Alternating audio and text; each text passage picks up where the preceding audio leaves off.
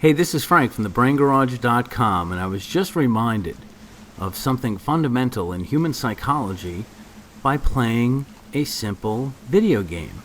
Angry Birds. You know the game on your phone or tablet where you fling these little birds using a slingshot at a fortress or castle inhabited by green pigs who have stolen the birds' eggs, and so, understandably, the birds are angry. Well, I just upgraded the game to the current version. Love to blame it on the child, but this is one of the games that I actually enjoy occasionally. And in this new update, there's a new level called Red's Mighty Feathers, I think. And the gameplay is fundamentally different. Instead of you just kind of passively flinging the birds at this stationary castle, the pigs go on the attack. They come after you. They actually approach you in these crazy little vehicles, and their goal is to steal your egg. So the psychology here is completely different. You don't have the luxury of planning your attack or how you're going to fling the birds. You have to defend yourself. You have to defend your egg against this contraption ridden on by a green pig that wants to take your egg. And the thing that I was reminded about that is fundamental in human psychology is that we will fight harder and more intensely to protect what we have, to keep from losing our stuff, rather than we will work to achieve a goal. And I don't recommend that you intentionally create a life where you are being attacked by green pigs, but it is kind of a useful illustration in terms of how you're going about your goals. You may have kind of a goal or kind of an idea that you are kind of going after right now, kind of like you kind of fling the birds at the fortress to blow it up to destroy the little green pigs. But that's pretty passive. You kind of want to do it. It'll be fun. And if you get frustrated, you can just shut the game off. And I think a lot of people just shut off their goals because it isn't do or die.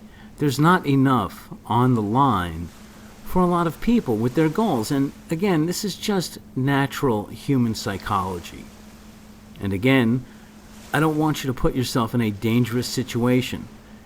There are some instances of self-help or, I guess, motivational type work that says, you should mortgage your house because then you'll have everything on the line. Well, that's not particularly wise, especially if you're just starting out on something or you don't know if something's going to work. But I would say you could do a mental exercise. You could think, what do I have at stake here, really? What am I in danger of losing if I don't achieve my goal? Now, for a lot of people in the Western world, in modern society, and that includes everyone listening to this podcast, we often literally have to fight for survival, to keep a roof over our heads, to keep our kids in private school, or keep ourselves fed. We have to go to work every day. We have to do something productive that creates or generates money in order to continue to living the life that we have for ourselves. So, in many senses, we are already working to defend our way of life, not against barbarian hordes, lobbing fireballs at our castles, but we do already work to defend what we have. And in terms of any goal you might be going for, I would suggest it would be helpful to switch the polarity. Instead of kind of going for something or kind of wanting to kind of do something, you might want to think what you really have at stake. Are you in danger of losing your, let's say, freedom to be self-employed if you don't get more clients?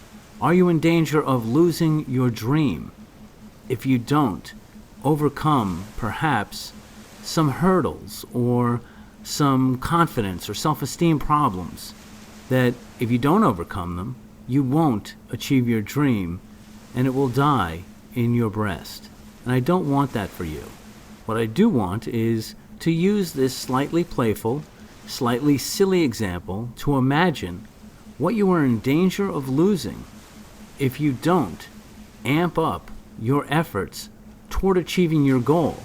Even though there might not be an immediate danger to you, you might want to think that the pigs indeed are attacking in a crazy contraption and threatening to take your egg. Anyway, that's all for now. This is Frank from thebraingarage.com. Thanks for listening.